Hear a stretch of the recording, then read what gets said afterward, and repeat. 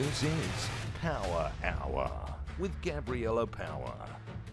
Hello and welcome to Power Hour. I'm Gabriella Power. Thank you for your company. More funerals are being held today for the Australians killed by an alleged Islamist gunman at Bondi, including the funeral for 10-year-old Matilda, the youngest victim in this massacre. Matilda's father, Michael, told those at the memorial at Bondi that Australia's Prime Minister Anthony Albanese failed Matilda. That is the message from Matilda's father, that the Prime Minister failed her. And many Australians would agree with that. In the days since this horrific, evil attack, we've watched the Prime Minister make this mostly about gun laws and speaking more about right-wing extremism than radical Islam, which is at the heart of this. He's shown barely any emotion, there's barely any passion, and his response to this is not exactly filling the country with confidence that this will never happen again. Only today, days later, has he buckled to pressure, admitting that actually more can be done to tackle anti-Semitism. It is clear we need to do more to combat this evil scourge. It was clear a long time ago. We'll bring you his announcement, the details and reaction to it with Andrew Hastie in a moment. But there are right now growing calls for the Prime Minister to resign. There's a petition circulating that has attracted tens of thousands of signatures of people calling for him to go. And around the world, Anthony Albanese and his government is an embarrassment. The US Director of Intelligence, Tulsi Gabbard, said that this attack should not come as a surprise to anyone. She says that this is the direct result of the massive influx of radicals. This is her message on X. The tragic Islamist terror attack against those at a Hanukkah celebration in Australia, sadly, should not come as a surprise to anyone. This is the direct result of the massive influx of Islamists to Australia. Their goal is not only the Islamisation of Australia, but the entire world, including the United States. Islamist and Islamism is the greatest threat to the freedom, security and prosperity of the United States and the entire world. It is probably too late for Europe and maybe Australia. It is not too late for the United States of America, but it soon will be. Thankfully, President Trump has prioritised securing our borders and deporting known and suspected terrorists and stopping mass unvetted migration that puts Americans at risk. And here is President Donald Trump in a short but clear message. The love and prayers to our entire nation, to the people of Australia, and especially all those affected by the horrific and anti-Semitic terrorist attack, and that's exactly what it is, anti-Semitic, that took place on a Hanukkah celebration in Sydney. What a terrible, terrible thing. We don't learn. We're joined in mourning all of those who were killed, and we're praying for the swift recovery of the wounded. Some are very horrifically wounded, as you probably know. All nations must stand together against the evil forces of radical Islamic terrorism, and we're doing that. Joining us now is Liberal MP Andrew Hastie. Thank you so much for joining us. I know, like you, many Australians are feeling angry after this horrific massacre by an alleged Islamist gunman, and many of us leading up to this massacre saw the warnings that were there. They were clearly ignored, and right now we're hearing from relatives of victims such as Matilda's father that say that Australia's Prime Minister Anthony Albanese failed Matilda. And as we are recording this, we've finally heard from Anthony Albanese, who seems to have buckled to pressure and admitted that we finally need to do more to stamp out anti-Semitism. This is what he's announced. The National Security Committee has agreed that changes will include the following 5 points. Agreed changes will include: 1. Aggravated hate speech offence for preachers and leaders who promote violence. Secondly, increased penalties for hate speech promoting violence. Thirdly, making hate an aggravating factor in sentencing crimes for online threats and harassment. Fourthly, developing a regime for listing organisations whose leaders engage in hate speech promoting violence or racial hatred. And fifthly, developing a narrow federal offence for serious vilification based on race and/or advocating racial supremacy. Andrew Hastie, can I get your response to this? Do you welcome these changes? Do they go far enough? Good to be with you, Gabriella. Well, firstly, I'd say the Prime Minister is moving in the right direction. We do know that radical Islamic ideology and theology is the wellspring of anti-Semitism. And so all the hate preachers who have been encouraging this sort of violence need to be silenced. And we need to send a really strong message that there are penalties for it. I said yesterday that we should deport all non-citizen hate preachers who are advocating for violence. And I think in our federal laws, we need to make changes as well that send a signal. So as a legislator, I want to see the proposed laws before I give my full assent. But I think the Prime Minister is moving in the right direction because foremost is the security of the Australian people. And as an Australian democracy, we have standards. And it's not just endless free speech. We actually have standards and we need to root out and silence those who are preaching hate amongst us. And police have claimed that one of the alleged gunmen came under the influence of extremist preacher Wissam Haddad at the Al Madina Dawah Centre, a place described as a factory of hate. So this alleged radicalisation didn't occur in a war zone, it occurred in southwest Sydney. And the fear is, how many others are radicalised that we don't know about? That's a really good question, Gabriella. We have a serious problem that's homegrown. Of course, Islamic State 10 years ago was at its height in the Middle East, in Syria and Iraq. And the first Trump presidency killed al-Baghdadi, the ISIS leader. But of course, this is much bigger than one person or one man. This is an ideology that has been transferred across the world through the web and online. And so we have young Australians here who may have never been to those parts of the world, but are deeply radicalised by their communities and the preachers that they associate with. So we do have a homegrown problem. We also have an immigration problem. I want to be very clear about that. We need to be very selective about who we let into our country. They need to affirm our values, our people, our country. And I think for the last 20 years, we've dropped the ball on that. So there's a lot of work to do, including in education as well, by the way. Yeah, you have been speaking up about the genuine and serious concerns over mass migration, the pathway to get into this amazing country for some time now. I mean, you resigned from the front bench partly over this issue. And what has happened in Bondi really highlights just how serious this is, because we are a generous country, of course, built on migrants, and that's worth celebrating. But this alleged terror attack shows very clearly that not everyone who comes here shares Australia's values, and that is the reality that we are dealing with. You know, one of the alleged gunmen, that the father arrived in Australia in 1998 in a student visa. His son was born in Australia and then allegedly radicalised here. This has slipped through the cracks. Claire Lehman wrote in The Australian today, if someone can live here for decades, raise their children here and still commit an act of terrorism, then the question is not whether immigration mattered, but whether we are being careful enough about who we let in. And she goes on to say that this is not a story about a missed warning. It is a story about an immigration system designed to process people efficiently, but poorly equipped to respond when its core assumptions fail. She writes, being born in Australia does not guarantee allegiance, and paperwork does not dissolve pre-existing beliefs or loyalties, yet our immigration policy has been built on the premise that it does. And I couldn't agree more with that. Yeah, I read Claire Lehman's piece this morning. I thought it was spot on. I think of Gillian Siegel's recommendation in her report on combating anti-Semitism, where she said we need to strengthen the Migration Act to make sure that we can adequately screen people coming to our country and that we can actually refuse or cancel visas if people show extremist tendencies. And I think the department also has a duty and obligation to make sure that they're doing their job. They're not a travel agency. Their job is to protect Australians and conduct our immigration policy in the best interests of the Australian people. And I think we've been let down over the last 20 years.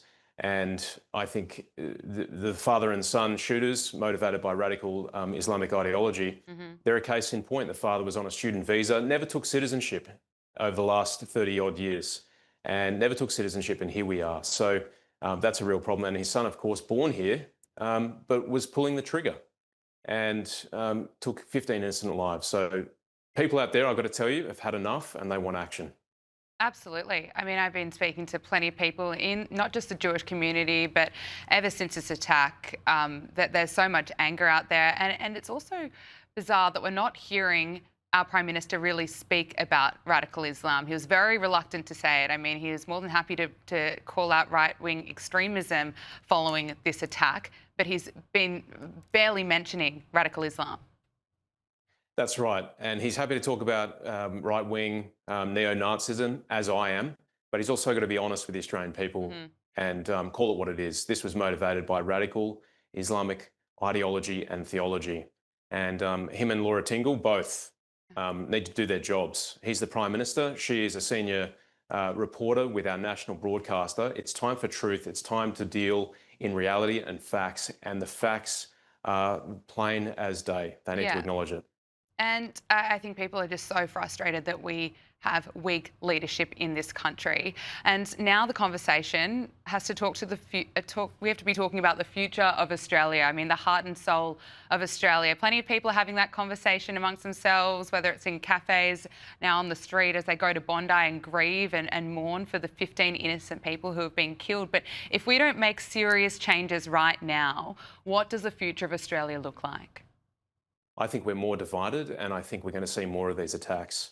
We're going to see the Jewish community under increased pressure and subject to more violence. So, but it's not just the Jewish community.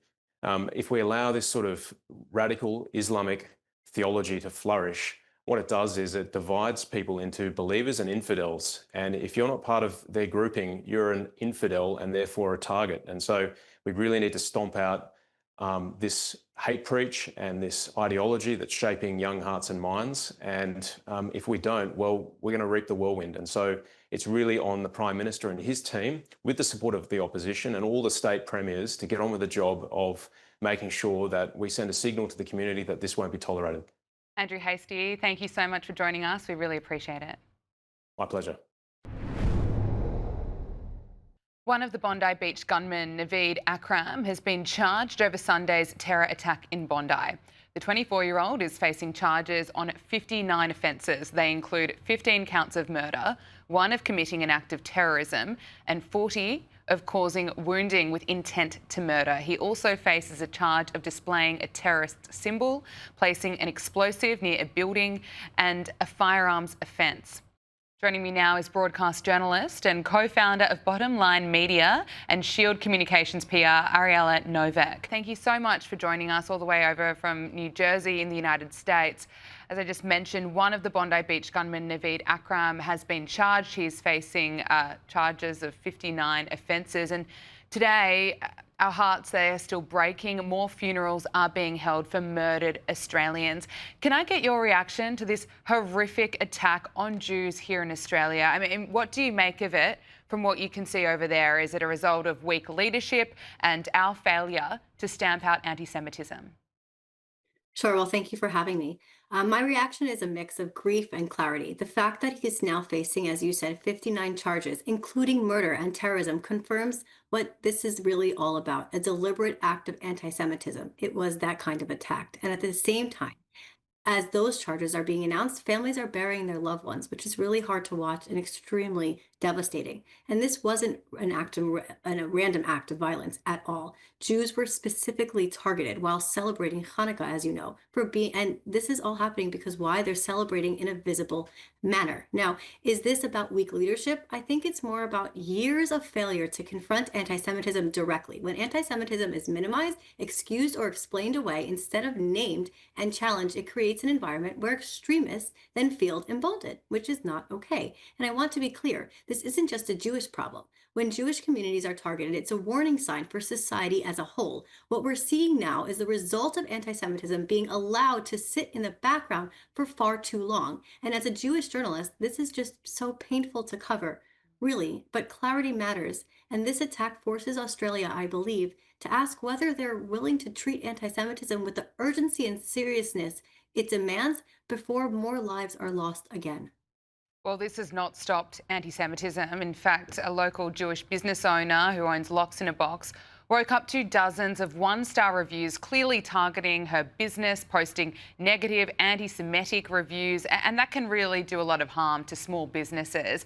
This is what Jewish Australians are up against. Another local business, Averna's Bakery, has been forced to shut down in the wake of this Bondi shooting, and the sign that was put up read that after 2 years of almost ceaseless anti-Semitic harassment, vandalism and intimidation directed at our little bakery, we have to be realistic about the threats that exist going forward, making it impossible for them to ensure safety of staff, of families, of customers. I mean, this is horrific. This is not the Australia that we know and love. No, and honestly, I grew up actually in a small town, so seeing this affect a town like that, it affects me to my heart. And now this attack, as we know, did not happen in a vacuum. According to the Executive Council of Australian Jewry, I read that anti-Semitic incidents are now nearly 5 times higher than pre-October 7th levels. Between October 2024 and September 2025 alone, 1,654 anti-Semitic incidences were documented nationwide. Now, one very visible example, as you mentioned, is the Abner Bakery in Sydney. The Jewish-owned bakery was defaced with anti-Semitic graffiti, including an inverted red triangle, a symbol and symbolic historically tied to marking Jewish territories and targets. A handwritten note, also reading, "Be careful," was left under the door. What's important to understand is that when a bakery closes under these conditions, it's not just vandalism or harassment. It's intimidation meant to drive Jews out of public and to shut down from life as it's on its own. And it's very painful to be watching. And I wonder what you make of this. High-profile ABC journalist Laura Tingle has claimed that the Bondi massacre that targeted the Jewish community, I mean, this targeted attack on a Jewish festival, was not actually motivated by religion. Speaking on the ABC Politics Now podcast, she said the actions of the alleged gunman have got nothing to do with religion. We should be very clear that terrorists, which is what these two men were, got nothing to do with religion. And absolutely are radicalised. They were targeting Jews. It is anti-Semitic, but we are ascribing all sorts of things, right? Yeah, their actions are not based on their religion. What do you make of that? I know I've heard it several times now, but my eyes keep getting wider. It hurts.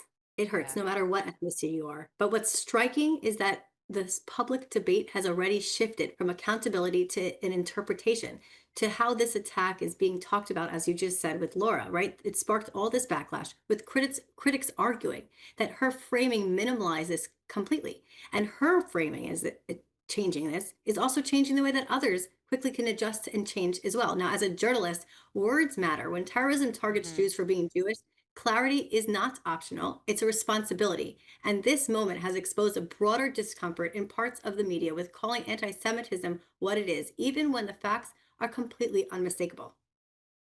We are also hearing more stories about the heroes and some of the bravery that we saw during that horrific attack on Sunday evening at Bondi Beach. And another hero that has to be called out and has to be recognised is 22-year-old police officer Jack Hibbert. He had been on the job for only 4 months and he was seriously injured protecting his community. He's now lost vision in one of his eyes. This was part of the statement from New South Wales Police. Although miraculously surviving, Jack's injuries have resulted in a loss of vision in one of his eyes, and he now faces a long and challenging recovery ahead with additional surgeries required. Jack was simply doing his job, a job he deeply loves, driven by a commitment to protect the community, even at a great personal cost. Now, he absolutely needs to be recognised for his bravery on that day. Most definitely. And of course, police, they don't often take to X to tell you this is what's happening. He was injured. But in this sense, he did. And that alone tells you how serious this is. And it's a stark reminder that anti-Semitism and terror doesn't only devastate Jewish family, it puts first responders directly in harm's way. Often at the very moment they are running towards danger and we are running the other way, they are there for us. So this is not just about one kind, it affects many. Absolutely. Now, while I have you, I want to talk to you about what's going on in the United States with some pretty big news over there that FBI Deputy Director Dan Bongino is resigning from his job in January. US President Donald Trump picked the former Secret Service agent for the role in February, and Mr. Bongino wrote in a post on X, "I will be leaving my position with the FBI in January. I want to thank President Trump, AG Bondi and Director Patel for the opportunity to serve with purpose. Most importantly, I want to thank you, my fellow Americans, for the privilege to serve you. God bless America and all those who defend her." What's happened here? So the only thing that's not surprising is that another announcement is coming out through X, right?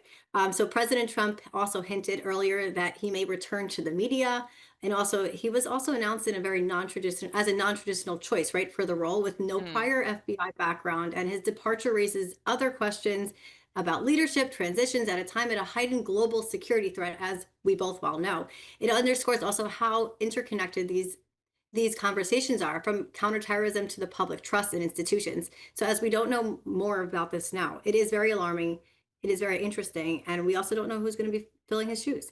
Okay, we'll be watching the developments very closely. Ariella Novak, thank you so much for your time. We really appreciate it. Thank you for having me. Joining us now is Mia Schlicht, Research Fellow, Institute of Public Affairs. Thank you so much for joining us, Mia. Former Treasurer Josh Frydenberg has blasted Prime Minister Anthony Albanese for his weak leadership following the Bondi terror attack. He made the comments at a memorial in Bondi. Now, Josh Frydenberg said that the Prime Minister bore personal responsibility for the climate that led to Sunday's attack, urging Labor to take a far tougher line. Listen to this. Prime Minister, I heard you say yesterday that you're ready for the fight on guns. Well, let me tell you, guns may have stolen the life of 15 innocent civilians, but it was radical Islamist ideology that pulled the trigger. And if you, Prime Minister, can't say those words, Islamist ideology, if you can't speak them, you can't solve them. Prime Minister. Blood on his hands. So, Prime Minister, you have failed us. Big time. Your government has failed us. Mia, very powerful. This speech is going viral. Many Australians acknowledging that this is what real leadership looks like. Yeah, I think at this time Australians are just desperate for some real strong leadership, and Josh Frydenberg has stepped up to fill that void here in Australia. But I think he's right in pointing out that if the Albanese government wants to focus on guns, then they have just missed the point entirely in this tragedy. At the end of the day, guns don't cause people to have murderous ideology. They just don't. Whether it could have been any kind of weapon, it could have been, we had the detonator in the car that thankfully didn't go off, whether it's knife crime, whether it's driving a car into a crowd of people. The problem is the ideology behind these attacks, not the weapons. And we had the Prime Minister who has spoken out, he's done some press conferences, he's put out statements, and of those 5,000 words that he has since spoken since this terrible incident, he never once muttered the words Islam or Islam extremism. Instead, he focused on it being an anti-Semitic terrorist attack. Now, my concern is that if we have a Prime Minister who can't even mouth the words Islamic terrorism, then we have a real problem in this country, because this was an attack on the Australian way of life. It was not just an attack on Jewish Australians, but it was an attack on all Australians. And we have a government who is far too preoccupied with tinkering around the edges of gun reform than actually acknowledging the real threat to Australia. And I think that's a real cause for concern. I think you're absolutely right. And Josh Frydenberg also called for pro-Palestine protests to be banned, branding them incubators of hate. And looking at Anthony Albanese, he has shown no real emotion. I haven't really seen any tears or that much anger that 15 innocent Australians have been murdered. Let's look at New South Wales Premier Chris Minns' response. The New South Wales government will be introducing what the Premier calls the strongest gun laws in the country in the wake of Sunday's terror attack. Chris Minns said that he's considering removing recreational hunting as a legitimate reason for owning a firearm, as well as a range of other new gun reforms. And the Premier will also recall Parliament on Monday to pass a suite of protest restrictions. Let's just take a listen.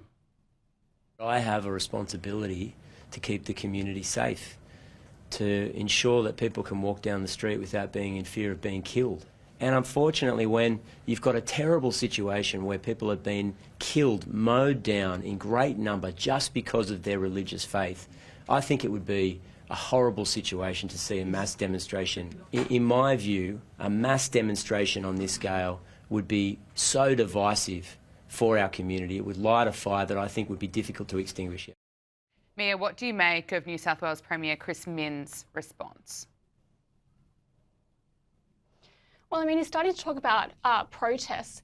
Now, really, now you're starting to worry about these protests. These protests have been going on for 2 years. Every single Sunday, we had protesters out there chanting extremely anti-Semitic things, calling for the incitement of violence, and there's been absolutely no leadership on the issue. I mean, where was the Premier on October 8 when we had those demonstrations outside the Opera House calling to the deaths to the IDF and saying things like gas the Jews? Where was he then? But now we want to start talking about division in this community. I mean, make no mistake, this is Australia's 9/11. This is a day that we will never forget in Australia's history. It was an attack on every single Australian here. It was our 9/11, and we're focusing on things such as gun laws and protests. It just shows that the government here has missed the point. In all levels of government, state and federal, they're not understanding the real problem at play here. So if we want to talk about protesting, that's all well and good, but we've almost missed that opportunity because it has been happening for 2 years. There has been abhorrent things being said in this community, and I think they've missed the point. Absolutely. Couldn't agree with you more. Over in the UK, Oxford University students and activists from the group Your Party staged a protest in the city centre on Sunday chanting "Long live the Intifada." This was held just hours after this deadly terrorist attack at Bondi Beach in Australia. Now, the rally was held in support of 8 hunger strikers linked to Palestine Action, an organisation that has been prescribed as a terrorist group. Now, 2 of Britain's biggest police forces say that they will now be arresting protesters who chant "Globalise the Intifada" following recent terror attacks. The Metropolitan Police and Greater Manchester Police say that anyone using the slogan could face prosecution, arguing the context has changed in the wake of the Bondi attacks and growing concerns that it incites violence. Let's listen to this. We know communities are concerned about placards and chants such as "Globalise the Intifada," and those using it at future protests or in a targeted way should expect the Met or Greater Manchester Police to take immediate action. Violence acts have taken place. The context has changed. Words have meanings. Words have consequences. Mia, what do you make of this? I mean, it's quite shocking to me to hear them say the context has changed. In what way has the context now changed? I think their eyes have just been opened to the fact that for years, when we had Jewish people around the world warning our leaders that this was coming, those warning signs were ignored. And in every instance, particularly here in Australia, when advice was given to those leaders, they were kind of pushed to the side because it wasn't politically relevant or useful to them in that moment. So to say the context has now changed, I think is extremely insulting to all the Jewish people who have sent out those warnings. But it also does just show that this problem of anti-Semitism, it's not just a problem here in Australia, unfortunately. It is on the rise globally. And in the UK, been dealing with this problem now for a while. And I think it is time for the left, quite frankly, to wake up. For so long, they have been warning us about right-wing extremism and the problem with people on the right, and constantly the right have been held accountable for extremist groups. But where is the left? I think it's time for the left to stand up and start calling out some of their own and saying, a lot of these, they've gone too far. And I think they've been going too far for a while now, but they need to stand up and own up to that. Now, when it comes to the UK police finally taking this seriously, I think it remains to see what they actually do, because we have a police force in the UK who has been more focused on arresting people in their own homes for tweets they've made, which I've found at times, I think, relatively low in posing some kind of threat, but they've been more focused on policing people in their own homes rather than stopping violence on the streets. So I'd like to see them actually crack down on that violence on the streets first and foremost, and then we'll see whether they really have any ability to crack down on this anti-Semitism. And you're certainly right about the left needs to wake up. Certainly far left activists, they have been either silent themselves or even anti-Semitic, but we will leave it there. Mia Schlicht, Research Fellow at the Institute of Public Affairs, thank you so much for your time. Thanks for having me. And that is Power Hour, and that is our last show for the year. Thank you so much, as always, for watching. I hope you have a Merry Christmas and a safe and wonderful holiday. We'll see you in the new year.